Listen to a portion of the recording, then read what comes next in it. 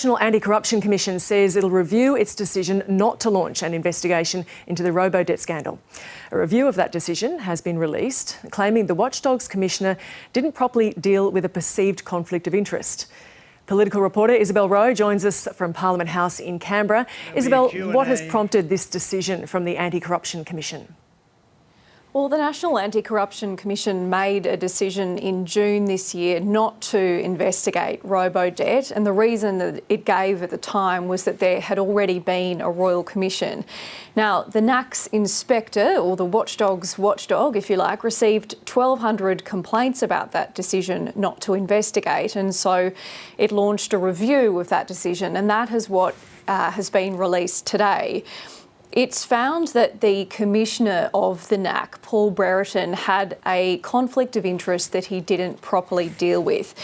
It says that Paul Brereton declared that he had a close association with one of the people who had been referred for investigation by the NACC, and so he excused himself from the decision and he passed it on to his deputy.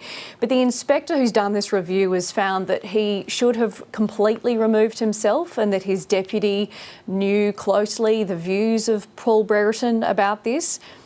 The NACC has released a statement saying that that was his mistake of law, and they pointed out that there was no actual wrongdoing mentioned in this report, that it was just a perceived bias that has been improperly dealt with.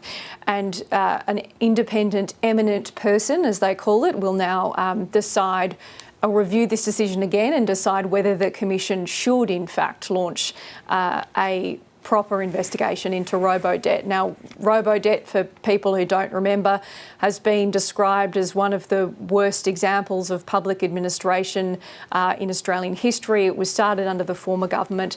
There was $1.7 billion in debts raised against 500,000 citizens that were incorrect. So it has, obviously, a lot of people are sort of invested in what happens with Robodebt and the outcomes. Isabel Rowe at Parliament House, thank you.